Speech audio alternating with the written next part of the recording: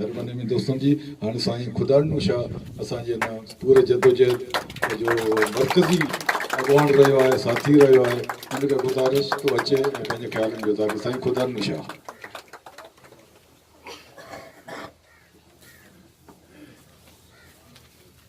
लतीफ़ साईं जो हिकिड़ो शेर आहे, जैसे लोढ़ाऊ थिया जिनी सदी धीर त मारवाड़ा फ़क़ीर केंदर ॾींदा दाहिड़ी। जॾहिं अदल करण वारा इंसाफ़ करण वारा माण्हुनि जी सार लहण वारा उन्हनि जो भरजलो थी बीहण वारा माण्हू ख़ुदि धाड़ियल बणिजी वञनि, जॾहिं उहे ख़ुदि जेके आहिनि से ज़ालूम बणिजी वञनि त पोइ ही मारवाड़ा जेके फ़क़ीर आहिनि उहे कंहिंजे दरदां ॾींदा, उन्हनि जो को दरवाज़ो को रही नथो हुजे उन्हनि जे। पर जिदोजहदूं उम्मतूं उन्हनि जूं राहूं ठाहींदियूं आहिनि, उन्हनि जा रस्ता ठाहींदा आहिनि, उहे पंहिंजे मंज़िल ते पहुचंदा आहिनि। ऐं तव्हां सभिनी दोस्तनि खे हिते ॾिसी ॾाढो ख़ुशि थियो आहियां, भलीकार चवां थो सभिनी खे, छाकाणि जो हीउ असां सभिनी जो तॾो आहे, फैज़ मोहम्मद जो तॾो, हिकिड़ो जिदोजहद कंदड़ हौसलो रखंदड़ वतन दोस्त माण्हुनि जो गॾियल तॾो आहे जंहिं ते पाण सभु कुझु गॾु थिया आहियूं। दोस्तनि काफ़ी हिन मसइले ते ॻाल्हायो आहे। असांजो अॼोको जेको हिते मेड़ाके जो मक़सदु आहे उहो इहो आहे जेको अदालत जो ताज़ो फ़ैसिलो आयो आहे, बैरिया टाउन खे ज़मीन जो मुआवज़ो वठणु उनखे कमु करण जी इजाज़त ॾियणु। त मुंहिंजो जेको शेयर हो सो ॿिन्ही तनाज़ुर में हो। जॾहिं बैरिया टाउन जे अदालती मामलनि में पहिरियों फ़ैसिलो आहे, उन में हिन मनसूबे खे गैर क़ानूनी करार ॾिनो। हूअं बि असां सभु साञावंद माण्हू जेके हिन जे ख़िलाफ़ आहियूं, या उहे माण्हू जेके अञा ख़ामोश बि आहिनि, चुप बि आहिनि, या हिन जा हामी बि आहिनि, उहे सभु चवनि था त हीउ गैर क़ानूनी आहे। छाकाणि जो जंहिं तरीक़े सां ही ठाहे वियो, हालांकि के बि प्रोजेक्ट ठाहे वेंदा आहिनि उन्हनि जे लाइ कानून आहे असां वटि 1894 जो लैंड एक्विज़िशन एक्ट। लैंड एक्विज़िशन एक्ट जे तहत हिकिड़ी तशहीर थींदी आहे, नोटिस ॾिना वेंदा आहिनि, हिकिड़ो उहो मनसूबो उते लॉन्च कयो वेंदो आहे, उन जे लाइ माण्हुनि खां एतिराज़ घुराया वेंदा आहिनि। उन खां पोइ जिन माण्हुनि जूं ज़मीनूं आहिनि या जेके एतिराज़ कनि था उन्हनि सां ॻाल्हाए उन्हनि खे मुआवज़ो ॾिनो वेंदो आहे। उन खां पोइ को मनसूबो जेको आहे सो वजूद में आंदो वेंदो आहे। त हिते शुरूआती अहिड़ी का कई वई जो जिन माण्हुनि जूं सर्विसूं ज़मीनूं हुयूं, ॻोठ हुआ, उन्हनि खे बिल्कुलु गैर क़ानूनी तरीक़े सां हिन मनसूबे खे हिते नाफ़िज़ कयो वियो। पोइ जेका बि कार्रवाई हली, पोइ उन जे लाइ जेका ज़मीन ख़रीद कई हुई सॼी कराची डिवीज़न में, किथे 2 एकड़, किथे 4 एकड़, किथे 5 गुंठा, उन्हनि सॼी ज़मीननि खे जंहिं तरीक़े सां ट्रांसफ़र कयो वियो दे लंगेजी में, दे बोलाड़ी में, उहो टोटल गैर क़ानूनी अमल हो, जंहिंखे सभिनी कानून खां ॼाण रखंदड़ माण्हू ऐं साञावंद माण्हू उन्हनि जी निदा कई, उनजी मज़म्मत कई त ग़लति आहे। उन ई करे गवर्नमेंट उन वक़्तु असेंबली खां, सिंध असेंबली खां जेको MD जो एक्ट उनखे तरमीम कराए उन कानून साज़ी कई त जीअं इन मसइले खे, छाकाणि जो गैर क़ानूनी आहे, हुननि बि उनजो जाइज़ो वरितो, लॉ कमेटियूं वेठियूं, उन्हनि सभिनी ॾिठो त वाक़ई असां जेको करियूं पिया माण्हुनि जा एतिराज़ जाइज़ आहिनि, ग़लति आहे। उन ई करे उनखे कानूनी शिकिल ॾेई ज़मीन जेका हिकिड़ी दे खां ॿी दे में ट्रांसफ़र, टी दे में ट्रांसफ़र, उनखे सभु खे हिकिड़ी जाइ ते रखण जे लाइ करे जेको आहे सो उहो कानून जेको असांजी असेंबली कयो। हालांकि हिन असेंबली खे त ईअं हुजणु खपंदो हो त हू असांजे ख़िलाफ़ जेका हिते बाहि ॿरी पई आहे, जेका वालार हिन धरती ते आहे, उनजे ख़िलाफ़ कानूनी बंदि ठाहे उनखे रोके ऐं पंहिंजे क़ौम, पंहिंजे वतन ऐं पंहिंजे माण्हुनि जो हिफ़ाज़त करे। पर अफ़सोस सद अफ़सोस जेके असेंबली में वेठा आहिनि उन्हनि खे इहा ख़बर ई कोन हुई। मूं 2-3 MPN सां ॻाल्हायो त बाबा हीउ हेॾो सॼो ज़ुल्म थियो आहे, ख़ुदा जे वास्ते तव्हां इन ते गौर करियो आहे, इन ते को गौर करियो, असांखे त ख़बर ई कोन्हे त को ईअं थियो आहे, छा इन सां ईअं थींदो छा। उन्हनि जॾहिं असांजा MPA MNA जेके असां जिन खे चूंडे था मोकिलियूं न हलनि, उन्हनि बजाए उन हिकिड़े गैर क़ानूनी मनसूबे खे उन कानूनी शिकिल ॾियारे छॾी ऐं हिकिड़ो कानून पास कराए छॾियो। उन ई खां पोइ कानून जी तशरीह ऐं जेको ज़ुल्म आहे उनखां तहफ़ुज़ ॾियण लाइ असांजे लाइ ॿियो दरवाज़ो हूंदो आहे अदालत। उन्हनि अदालतुनि में असांजा माण्हू विया जंहिंजो हिते स्टे ऑर्डरनि जो ज़िक्र पियो थिए, उन्हनि वीचारनि तमामु वॾी पंहिंजे सर जाखोड़ कई, पर हुकूमत जो ॾंडो ऐं जेका असांजे हुकुमराननि जी रवश आहे उन जे करे उनखे इरसाम मुहैया कोन थियो। आख़िर उन अदालत थोरो घणो अवामी प्रेशर या जेको कानून हो उनखे नज़र में रखी जेको फ़ैसिलो ॾिनो उन मां कंहिं हद ताईं असीं मुतमैन हुआसीं, कंहिं हद ताईं।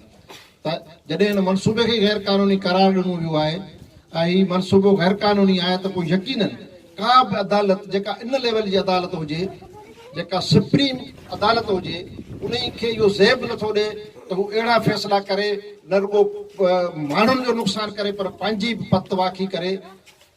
पर हिन अदालत जेको बेंच फ़ैसिलो ॾिनो उन पंहिंजे माज़ी जे फ़ैसिले जे बेंच जे फ़ैसिले जी बि तोहिन कई आहे, बुनियादी इंसानी हक़नि जी बि तोहिन कई आहे। छाकाणि जो आइन में खोड़ सारा बाबनि के 40 जे लॻभॻि बाबनि जंहिंमें माण्हुनि खे बुनियादी इंसानी हक़नि खे तहफ़ुज़ ॾिनो वियो आहे, पर हिते बुनियादी इंसानी हक़नि जो जेको तीनवाल कयो वियो आहे, कानून खे बि जेको आहे सो उनजी मलियामेट करे उनखे बर्बादु करे उनखे बूटनि हेठि रगड़ियो वियो आहे। इहो सभु कुझु हिकिड़े फ़र्द खे, हिकिड़े ग्रुप खे, हिकिड़ो नजाइज़ धंधो कंदड़ माण्हू जीअं न रुॻो हिते बल्कि मरी में, पिंडी में, जिते बि मनसूबा ठाहिया आहिनि उहे समूरा मनसूबा उनजा गैर क़ानूनी तकरार जे वर चढ़ियल आहिनि, एतिराज़ जे वर चढ़ियल आहिनि। उनजे बावजूदि बि उनखे असांजी जेको जे वटि असां दांह खणी वञूं जे इदारे वटि, उन जेको फ़ैसिलो ॾेई उन पंहिंजे मुंहं ते बि दांगी मिली आहे ऐं पंहिंजे सॼे जेको माशरे खे बि हिकिड़ो जीअं मसलन दोस्त जो गुलसन त वसुतुल्ला खान हिकिड़ो प्रोग्राम एॾो जंहिं ॾांहुं फ़ैसिलो उन ई ॾांहुं वसुतुल्ला खान जा इहे ई लफ़्ज़ हुआ त हाणे जेकॾहिं यहूदी इहो चवनि त असांजो कब्ज़ो जाइज़ आहे फ़लस्तीन ते, त उहो थी वेंदो। जेकॾहिं हिंदुस्तान चयो त असांजा पाकिस्तान वारा जेके आहिनि असीं सभु असांजो कश्मीर लाइ तमामु घणो असांखे दर्द आहे, असांजो या थो फाटे उन जे लाइ करे उते जेको कब्ज़ो आहे जम्मू कश्मीर ते। त जेकॾहिं उतां जा माण्हू हिंदुस्तान जा हामी पाकिस्तान जे सुप्रीम कोर्ट में अची या पिटीशन विझनि त असां हेतिरनि सालनि खां 70 सालनि खां कब्ज़ो करे वेठा आहिनि, पंहिंजनि माण्हुनि खे मोचड़ा विया आहिनि, मुस्लमान खे यर्गमाल बनाए वेठा आहियूं, असांजो कब्ज़ो आहे, असां हिते ॾाढो फ़ौजूं बि आहिनि, असांजा माण्हू आहिनि, तव्हां हिनखे जाइज़ कंदो त छा हीअ सुप्रीम कोर्ट उनखे बि जाइज़ कंदी? हिन पंहिंजो पाण खे मज़ाक बनाए छॾियो आहे, हिन अदालत पंहिंजो पाण खे मज़ाक बनाए छॾियो आहे। इन ई करे असीं साञावंद माण्हू जेके पाकिस्तान में रहूं था, हिन सिंध में धरती ते रहूं था, असां सोचूं था त असांजी नाइंसाफ़ी थी, असांजी ज़िमेवारी थी बणिजे असांजे अदीबनि जी, असांजे राइटरनि जी, बिलख़ुसूस असांजे सियासी पार्टियुनि जी।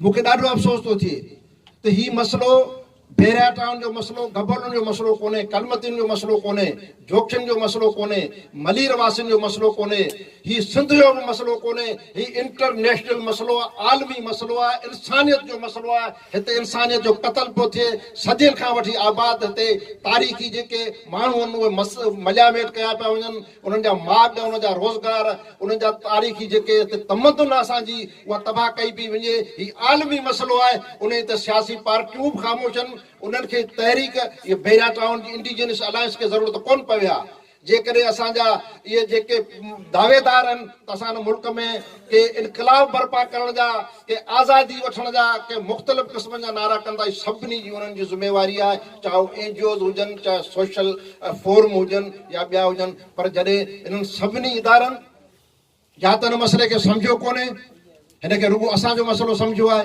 पंहिंजो मसइलो हुनखे कोन सम्झियो आहे, इन करे उहे उन क़िस्म जी तहरीक असां वटि तमामु वॾा वॾा नाले वारा वकील आहिनि, कानूनदान आहिनि, असां वटि हिते अहिड़ा बि वकील आहिनि जेके नंढड़े नंढड़े मामले ते आइनी पिटीशन दाख़िल करे कोर्ट में बीठा हूंदा आहिनि। हिकिड़ो नकवी आहे, अलाए छा अहिड़ा 2 नाला मूंखे ज़हन में आहिनि, उहो उनजो कमु ई हूंदो आहे पिटीशनूं दाख़िल करणु।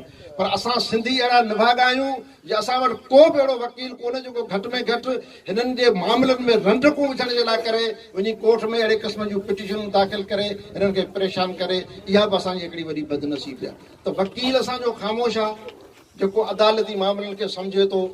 ऐं असां वटि सर्विस सोसाइटी या चंद माण्हू आहिनि जिन हिन मसइले खे महसूसु कयो आहे। ऐं सम्झां थो असांजी हर मीटिंग में, असांजी हर गॾिजाणी में चंद दोस्तनि जो वाधारो थिए थो, संजीदा माण्हू अचनि था, असांजी रहनुमाई कनि था, इन सां असांजी हौसला अफ़ज़ाई बि थिए पई। ऐं पुरुमीद बि आहियां त यकीननि असां जेको ई मसइलो खयो आहे उहो असां सोची सम्झी कयो, असां सभिनी पासनि जो जाइज़ो वरितो आहे। कानूनी तरीक़े सां बि असां ॾिठो आहे त हीउ गैर कानूनी मसइलो आहे, आइनी तौर ते बि असीं सम्झूं था त हीउ बिल्कुलु आइन जे उबतड़ा ख़िलाफ़ आहे।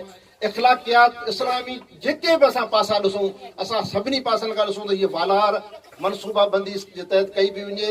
हीअ धरती धरियुनि जे ख़िलाफ़ हिकु वॾी साज़िश आहे जंहिंजी असां सभिनी खे ॼाण बि हुजणु खपे, असांखे नोटिस वठणु खपे। अॼु असांजो हिते गॾु थियणु तमामु हौसलामंद ॻाल्हि आहे। फैज़ू गबोल असांजे जदोजहद जी इलामत आहे।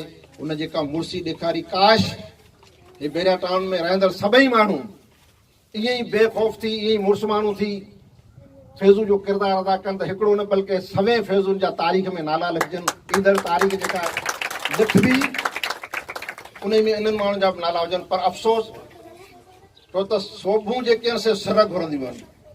सोभूं सिर घुरनि, सिर रे सोभ न सिपजे, सोभ बराबरि ससियूं तोरिया न तान तुरनि, जे हीअणे मंझ हुरनि से मुल महांगा सपरी। हर के माण्हू खे सोभ नसीब लिखियल कोन हूंदी आहे। हर को माण्हू मुड़ुस माण्हू कोन हूंदो आहे। वक़्त जूं घड़ियूं हूंदियूं आहिनि जेके माण्हू खे मुड़ुस माण्हू बनाईंदियूं आहिनि। जे फैज़ मोहम्मद खे मुड़ुस माण्हू बनायो, अॼु असीं पंहिंजा ॻोठ छॾियो, पंहिंजा इलाइक़ा छॾियो, हिते अची था जलसा करियूं, उत्साह ॾियारण लाइ करे माण्हुनि में। उन करे जे फैज़ू जा जेके क़दम, उन जा जेके फ़ैसिला, उहे तारीख़ साज़ फ़ैसिला हुआ। इन्हनि मुड़ुस माण्हुनि जे तारीख़ में इज़ाफ़ो कयो आहे। यकीनन हिननि माण्हुनि मां ॿिया भेड़ा फैज़ मोहम्मद पैदा थींदा जेके पंहिंजे धरती माउ खे बचाइण, पंहिंजे वतन खे बचाइण जे लाइ करे मैदान में निकिरी इन जदोजहद जो साथ ॾींदा। ऐं घणो टाइम कोन वठंदुसि। मुंहिंजी तमामु दोस्तनि खे गुज़ारिश आहे त बेडपा थी, बेखौफ़ थी निकिरो। हिते पहिरीं असां वटि हाणे अहिड़ा फ़ैसिला अचनि पिया जेके अॻे फ़ैसिला हुकूमतूं कंदियूं हुयूं, मार्शलाऊं हणी हिन मुल्क में उहे ग़लति फ़ैसिला कराया वेंदा हुआ। हाणे कालाबाग डैम जो या डैमनि जा फ़ैसिला बि अदालतनि खां कराया पिया वञनि। बैरिया टाउन जो फ़ैसिलो बि अदालत खां करायो पियो वञे। नजाइज़ वालार ऐं कब्ज़नि जा फ़ैसिला बि अदालतनि खां कराया पिया वञनि। जॾहिं अहिड़े क़िस्म जो माहौल पैदा थिए थो त तव्हां छा था सम्झो त असांजो जीअण हिन मुल्क में थींदो? इन जे लाइ करे हीउ नंढिड़ो मसइलो न आहे, हीउ नंढिड़ो फ़ैसिलो न आहे। हूअं बि पाकिस्तान जी तारीख़, अदालत जी तारीख़ उनजे मुंहं ते दांगी फिरियल आहे। जस्टिस मुनीर खां वठी अॼु ॾींहं ताईं जेके बि फ़ैसिला थिया आहिनि उहे हमेशह अवाम जे ख़िलाफ़ थिया आहिनि। उन्हनि मार्शलनि खे जिन आइन टोड़ियो उन्हनि खे बि जाइज़ करार ॾिनो आहे। उन भुट्टे जी फांसी खे जेको उन ते कतई कोन थो ठहे, हिकिड़ो बछ जे ॾोह में उनखे फांसी चढ़ाए छॾियो। बाद में उहे जज चवंदे घुमिया त असांजो फ़ैसिलो जेको सो ग़लति कयोसीं। उन ज़ियाउल हक़ जे मार्शला खे बि कानूनी करार ॾिनो, उन मुशरफ जे मार्शला खे बि कानूनी अदालतनि करार ॾिनो। उहे अदालतूं हाणे अवाम जे हक़नि ते राता हणण जूं जॾहिं तयारियूं कनि तॾहिं अवाम खे ऐं अवाम में उहे जेके सोच रखंदड़ सियासी समाजी धुरियूं आहिनि उन्हनि जी ॿीणी ऐं ॿिटी ज़िमेदारी बणिजे थी त उहे हाणे मैदान ते अचनि। ऐं जेको बि ज़ुल्म थिए थो, मूंखे ख़बर आहे त असांजा तमामु बहादुर सियासी कारकुन आहिनि जिन मार्शलान खे चैलेंज कयो, कोड़ा फटका खाधऊं, पर हुननि पंहिंजे मक़सद लाइ नारा हणी उन्हनि खे नाकाम कयो, नेस्त ऐं नाबूद करे उन्हनि खे कढियो। त हीअ कुझु कोन्हे, ॻाल्हि आहे सरब हुमत जी। अॼु इंडिजिनियस अलायंस जा चंद दोस्त, थोरा माण्हू, थोरनि पार्टियुनि जा वर्कर हिन मैदान में आहिनि। पर जेकॾहिं आऊं सम्झां थो असांजा माण्हू हिन तरफ़ पंहिंजो रुख तब्दील कनि, हिन तरफ़ ॾिसनि ऐं हिन खे सोचण जी कोशिशि कनि, हिन खे नंढिड़ो मामिलो न सम्झनि, हीउ लंगेजी जो मामिलो या गबोलनि जो मामिलो या बैरिया जो मामिलो न कनि, हिन धरती जो मामिलो सम्झनि, हिन वतन जो मामिलो सम्झनि, पंहिंजी बका जो मामिलो सम्झनि, तॾहिं हिन मामले खे